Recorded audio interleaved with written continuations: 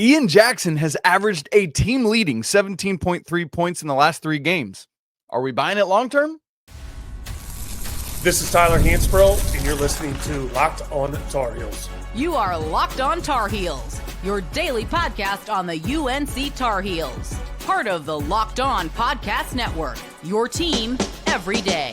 Hey there, what's up? It's Thursday, December 12th, 2024. Welcome into the Locked On Tar Heels podcast. It's the only daily North Carolina show out there. I'm your host, Isaac Shea, joined by our good friend, Coach Bill Robinson, the head coach of the Milligan University Buffaloes and a 2-decade veteran of the Carolina Basketball School. We'll talk more about that later on. Thanks for making us your first listen or watch of the day. You're joining us at the place to get your Tar Heels content every single day. It's part of the Locked On Podcast Network. This episode is brought to you by our friends at Game Time. Download their app, create an account, and use code LOCKEDONCollege for $20 off your first purchase. I want to say a special welcome to our everydayers who are here, the Locked On Tar Heels insiders, and of course the Locked On Tar Heels Discord community. So glad that you're all here. Let's dive into it. Coach, we got a fun one today. We're going to play several games that is going to run the length of the show. We've got buy, sell, hold. I'm going to give you several topics and ask if you're buying it, you're selling it, or if you're like, well, let's hold for a minute because I'm not quite so sure. And then we're going to wrap the show by playing Which One's Real, where I'm going to give you some stats that the numbers look different than they typically might. And I want you to try to decipher for me, Coach, which one of the stats is real that we're looking. I mean, it's all happened and it's all real, but you know, everybody, you're tracking with me. Okay. Buy, sell, hold. Let's get right into it. The very first one is what I said out of the cold open. Over the last 3 games. So that's the last game of Maui, Michigan State, the Alabama game, the ACC SEC game, and then the first ACC game where Carolina hosted Georgia Tech. In those 3 games, the team leader in points is not RJ Davis or Seth Trimble or Elliot Cadeau. It is Ian Jackson averaging 17.3 points in those games. RJ's right behind him at 16.7, then Seth at 13.3, and on down from there. Coach, are you buying this? Are you selling it? Or are you holding? I'm going to sell it, but I'm not going to sell it big time. I'm going to sell it because I do think that RJ is going to eventually start playing the way RJ Davis plays, and I think you'll see his numbers go up, and when his numbers go up, other guys' numbers will go down. I also think that now that he's shown that he can score this way, he's going to get a little bit more defensive attention than he has these last 3 games. And when you get that type of attention, your numbers tend to go down a little bit. But I'm not saying he's not playing great. I'm not saying that he's not going to continue to get better because I really do think he is. But 17 a game is an awful lot for a guy who is still playing behind some guys at the same position that are going to be All-American, All-Conference type players. Coach, I love your point about the defensive attention because let me even back up from that first, because so much of your answer there isn't about Ian himself. It's about what him playing so well is going to do around him, right? Like everything affects other people. So ultimately, from a team standpoint, then, if he's going to start drawing more defensive attention, what does that mean for the rest of the guys around him?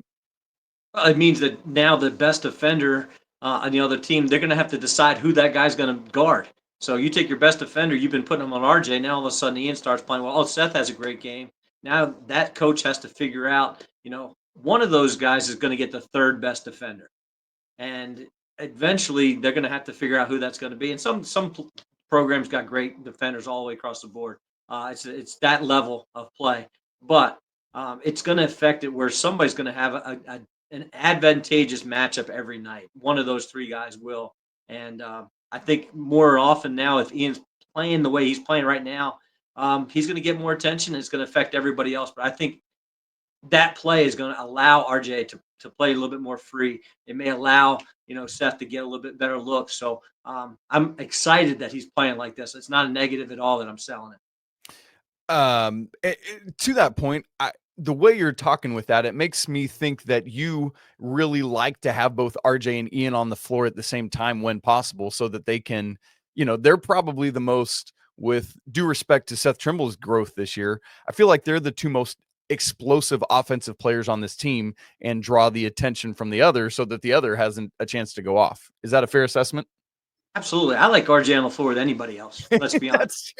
That's That's just the way I am. It doesn't really matter who. I'd like him on the floor with you and me. Let's be honest. They But make us look a lot better, Coach. Yeah.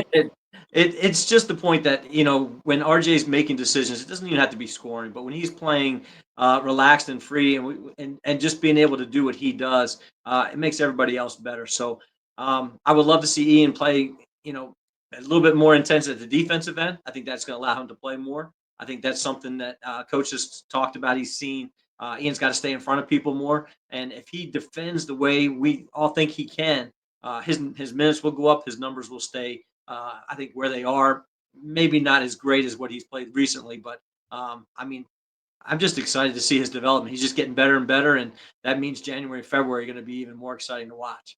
And to your point, the defensive want to seems to be there, right? Like he's not apathetic to defense like some people you see, and I think that'll eventually get there as he continues to learn principles and understand how to operate within those even more capably. All right, Coach, let's move to our second buy, sell, hold. In the last two games, we've seen two new starting lineups for the first time. Drake Powell was inserted in the Alabama game along with 3G, Elliot Cadeau, RJ Davis, Seth Trimble, and Jalen Washington. Against Georgia Tech on Saturday, it was those three guards, Drake Powell, and then Ven-Allen Lubin moves into the starting lineup in place of Jalen Washington. So, Coach, the next buy, sell, hold, Drake Powell and Ven-Allen Lubin in the starting lineup. Are you buying, selling, or holding? I'm buying, and it's no secret that Drake is my guy. I think he's the type of guy who needs to be on the floor. I know he didn't play well last game. I don't care. He just needs to be on the floor. He needs to get minutes in game situations, in pressure type situations. He needs to develop in that way. And again, put him on the best the best player on the other team. I don't care where he is. Obviously, if he's going to start the floor, he may need to start play against somebody bigger, but the more time he gets, the better he's going to get. He doesn't necessarily have to score to have a big impact. He doesn't necessarily have to have the ball in his hands to have a huge impact. But if you do put it in his hands, he's going to make great decisions. I think he's the guy right now that needs to be in that spot. I've said for a while now, Lubin's just he's the dog. He's the physical, the toughness that I think Carolina needs right now. He's shown that he can play at that. Obviously, against bigger opponents, he's had to do that his whole time in college, but he's got great hands. He's got a great instinct for the ball. He's going to play hard regardless of how many shots he gets. So I think he's the perfect spot for that right now. And again, the season's constantly evolving, and you have to keep making decisions. But if I'm looking into at least the next couple weeks, that's my lineup. Okay, I like it. Let me quickly combine these two questions to ask you another one. This isn't one of our buy sell holds, but just your opinion on the starting lineup. Because of what Ian Jackson has been doing lately, there's been some groundswell for maybe him replacing one of the three guards that's in the starting lineup. As I look at that, I don't know who like you take Elliot out, the offense is going to bog down. You take RJ out, you're taking RJ out. You take Seth out, you can't do that because of his athleticism. I'm not buying that, Coach. I don't think I would move Ian into the starting lineup, but I would love your opinion on it as well. No, I think you're good right where you are. I mean, he's obviously shown he can play off the bench. It would be one of those, hey, at the first 4-minute, break, whatever that first timeout is, under 16, just go to the table and on your way there, ask me who I'm going to get, and I make that decision along the way. Because it depends who's playing well, who's in foul trouble, those type of little things. But I do just, hey, he knows that at 4 minutes into the game, he's going to be going in. He mentally can prepare for that. He physically can prepare for that. And it just allows somebody to relax and just go play. He doesn't have the pressure of having your name called in starting lineups and having to worry out what handshake you're going to have with the guys going through the line. All you got to do is just relax and just go play. And I don't think I'd mess with that right now. Now, if this 17 plus continues or moves towards 20, then maybe let's see, down the road. But for right now, I think this is where he needs to be. And I should mention that even in the same breath that I asked that question, he's actually been playing starters minutes the last couple games. Ian, I think, had the fourth most minutes against Alabama and the third most minutes against Georgia Tech, or vice versa, one of those. So, it's that age-old question we always talk about who starts, who finishes, who's actually playing starters minutes. All right, Coach, we got more buy-sell holds to get to. Carolina has the highest percentage of their points coming from fast breaks in the Hubert Davis era.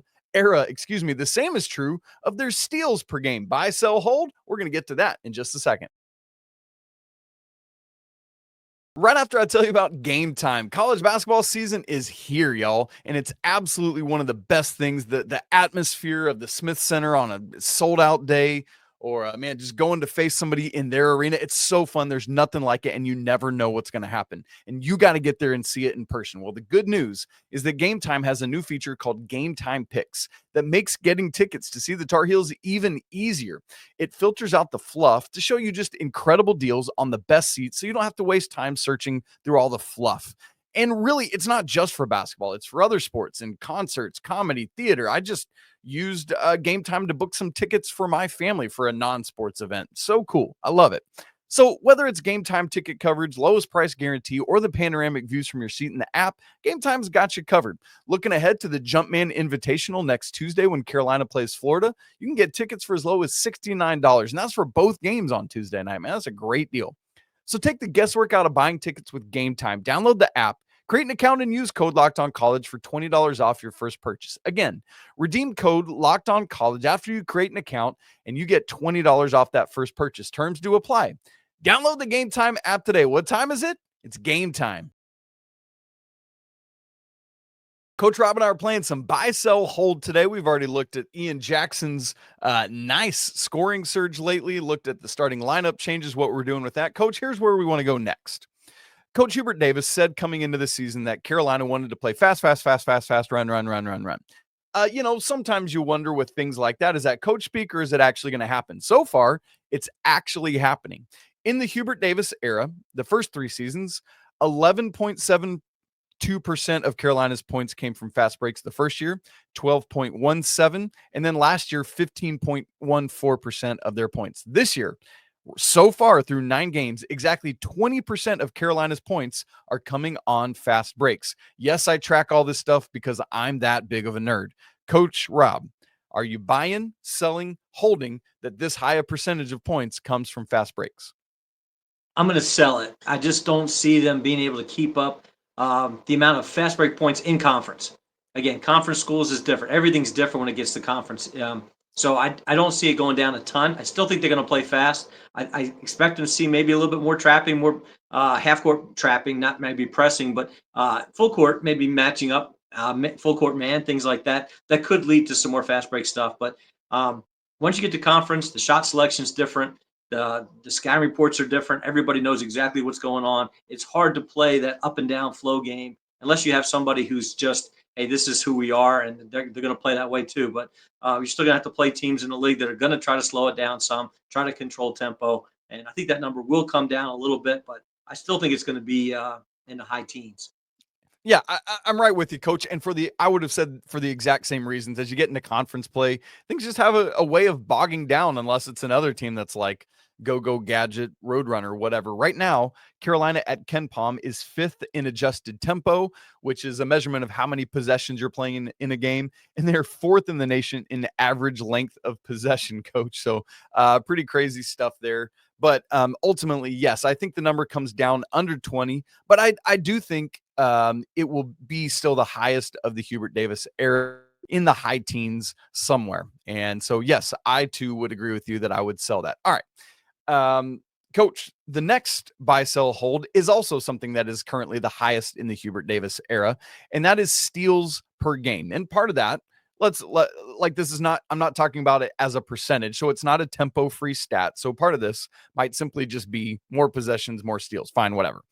The first 3 years of the Hubert Davis era, Carolina averaged 5.2, 5.4, and 5.8 steals per game. Very consistent within that 5-ish steals a game. This year, so far, Coach, they're averaging 7.4 steals a game.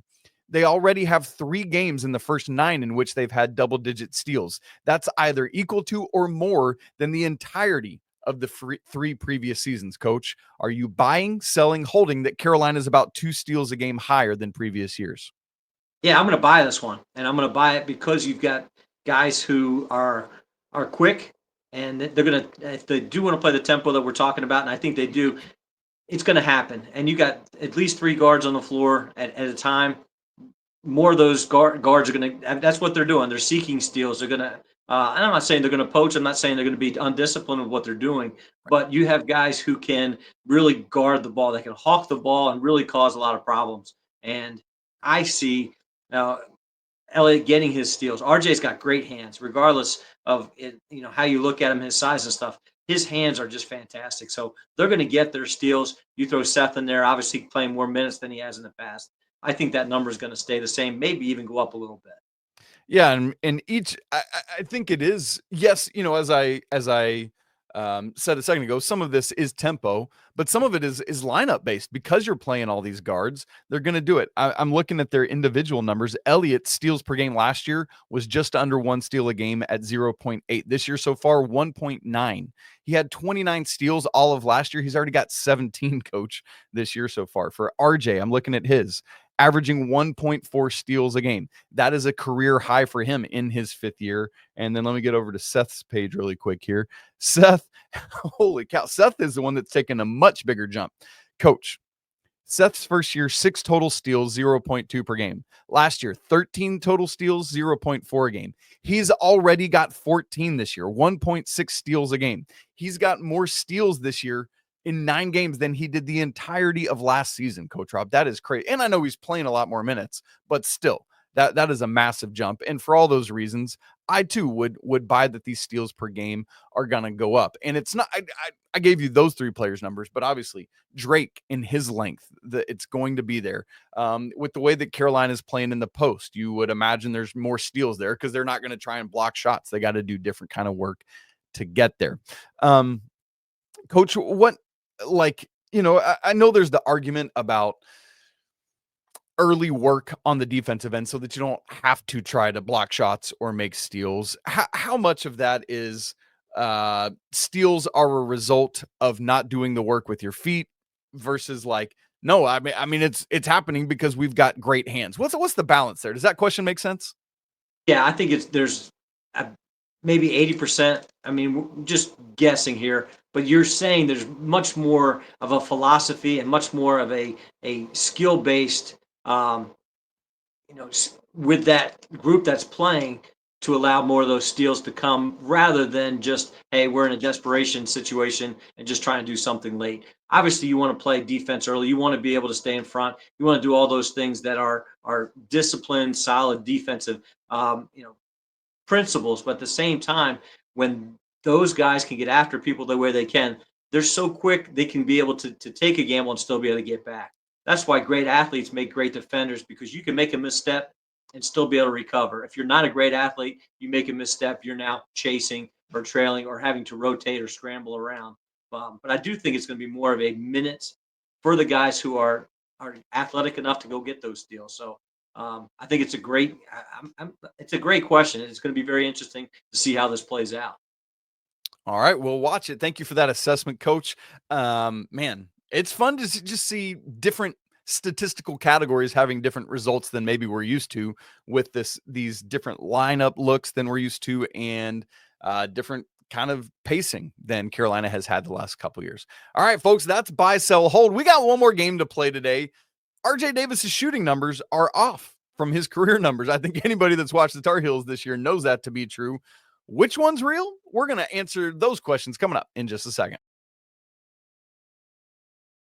Right after I tell you about FanDuel. Get ready to tackle the NFL action with FanDuel. It's America's #1 sports book, because right now new customers can bet $5, and if you win that bet, you're going to get $150 back in bonus bets. The FanDuel Sportsbook app, man, it gives you everything you need to place live bets on the NFL all in one place.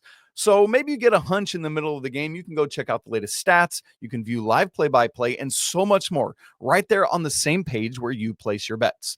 How about some Final Four odds? As you would guess, with Carolina's 5-4 start to the season, their Final Four odds have dropped all the way down to 1,500. That's tied for, or plus 1,500, excuse me. That's tied for 22nd. It's a good deal, at least. So if you believe in Carolina making it all the way to the Final Four, this would be a great time to go get it at a bargain price.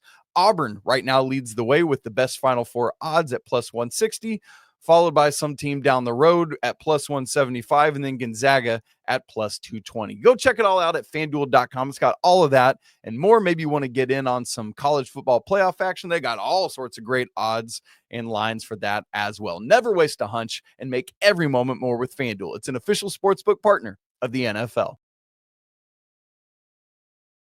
One final game to play today. Which one's real? Feel like we need to make some theme music, Coach. Which one's real? Right? I don't know.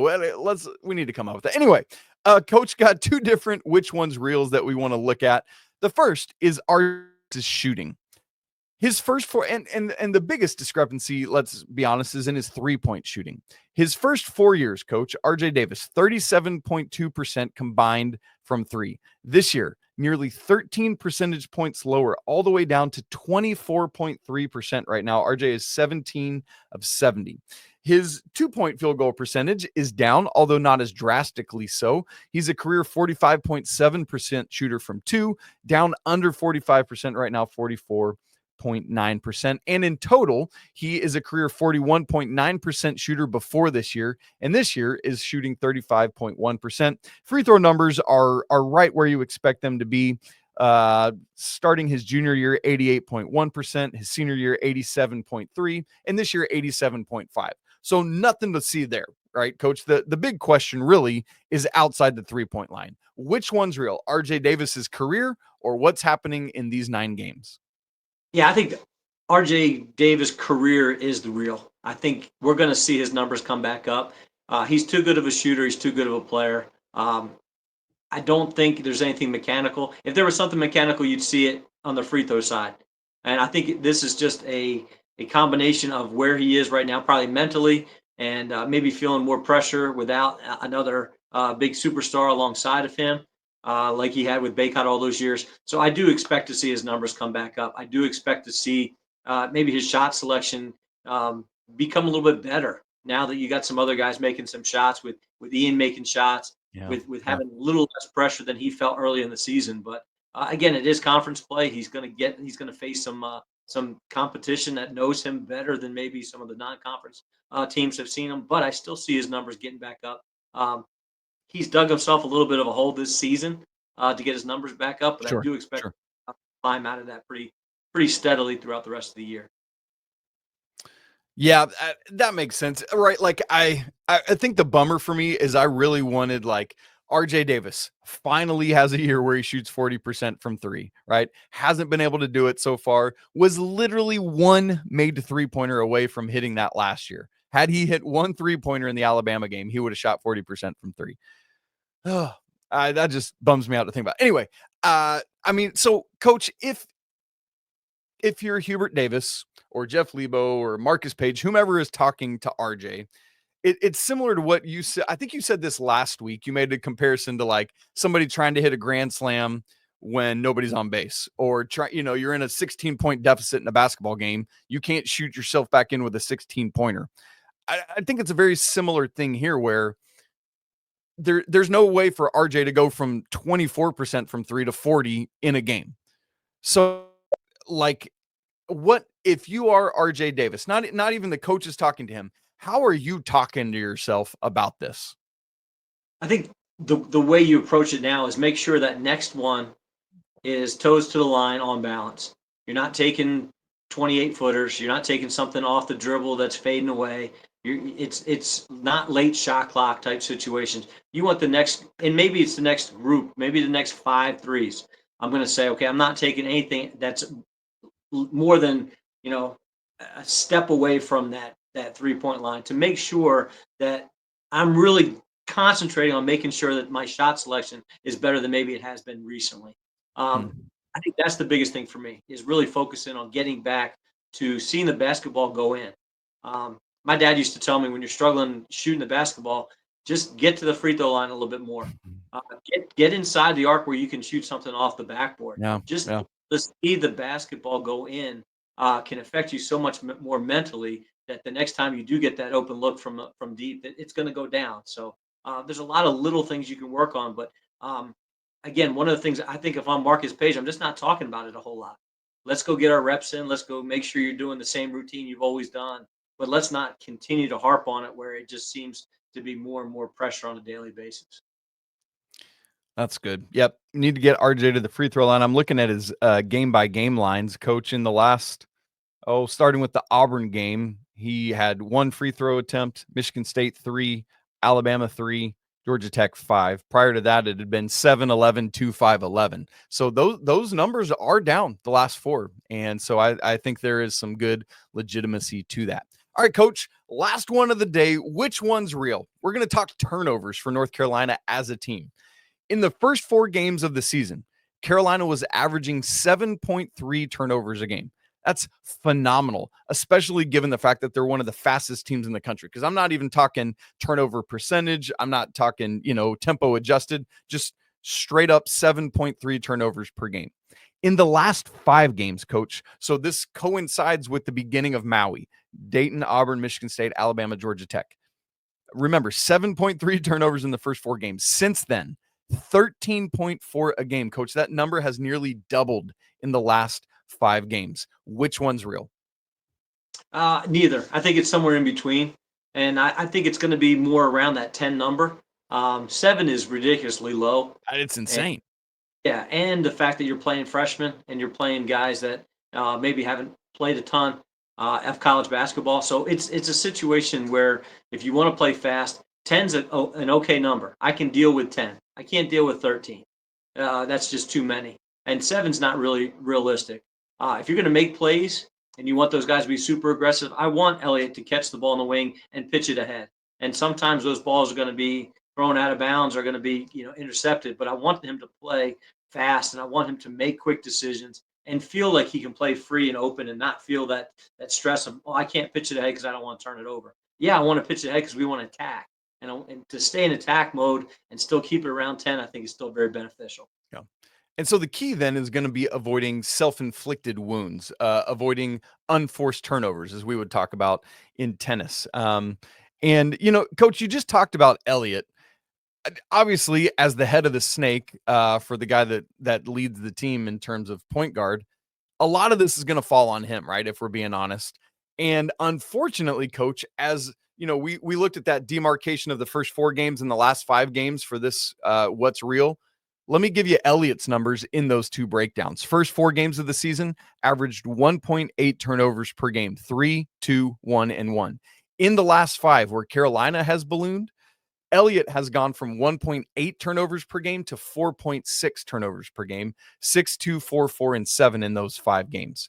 And some of that is going to be errors of aggression, as you talked about. Some of it is I can't remember if it was Georgia Tech or Auburn, but just stepped out of bounds on the sideline when he was getting ready for a 3. RJ did that in that same game, so let's be fair about that. Or some of those passes that are just almost look a little lackadaisical or lazy. So how can Elliot specifically and the team as a whole really work on making if we're going to have 10 turnovers, let's make them non-self-inflicted wounds?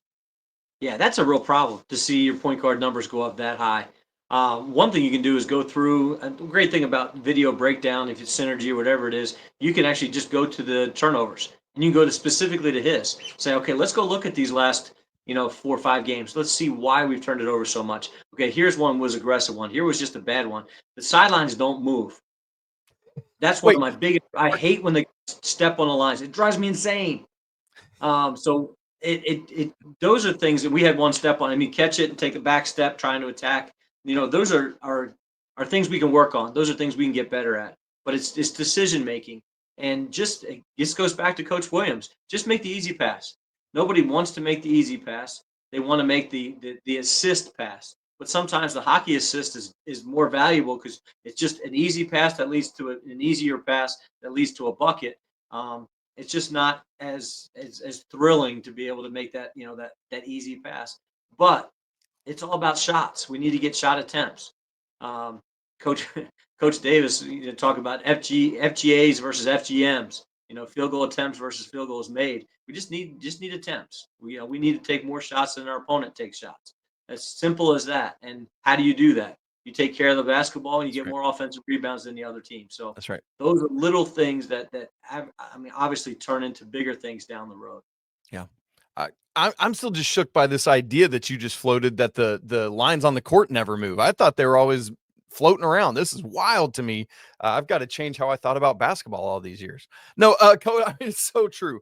I've been working on developing a stat that I call PCS, possessions created and saved. And basically it's looking at turnovers, offensive rebounds. When you get, my favorite one that's part of this is when you get possession after a block. It's not just blocking shots, but blocking it in a way that you maintain possession. And so, more possessions leads to more shots, leads to more makes. And ultimately, that's what basketball is all about. Similar to how the lines never move, Coach, this is groundbreaking, but you got to get more points to win basketball games. I just in case you were wondering how to coach basketball, when we're aware of that. All right, gang, that's it for today's show. Thank you so much for joining Coach Rob and I. I mentioned it earlier. Coach Rob recently just put out this book, Carolina Basketball School, History, Stories, and Drills. I've got my very own copy right here. You want to make sure you get yours for yourself or your favorite Carolina fan in your life. We sit here on Thursday, December 12th, just 13 days away from Christmas Day. Make sure you get a copy so you can give it as a Christmas present.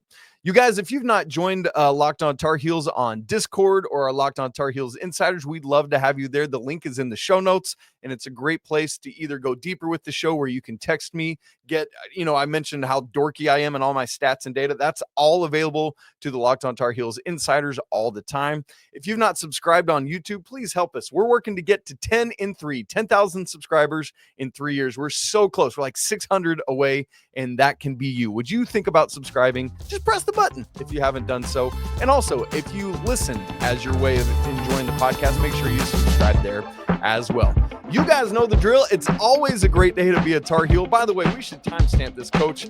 It's Wednesday at 11:40 a.m. Eastern time because as of now, Carolina still does not have a head football coach. We're waiting and watching. Coach had his sleeves pulled up earlier on his hoodie. I think he's leaning into the Bill Belichick life over there. So happy Thursday to all of you. It's a great day to be a Tar Heel. We'll talk again tomorrow, but until then, peace.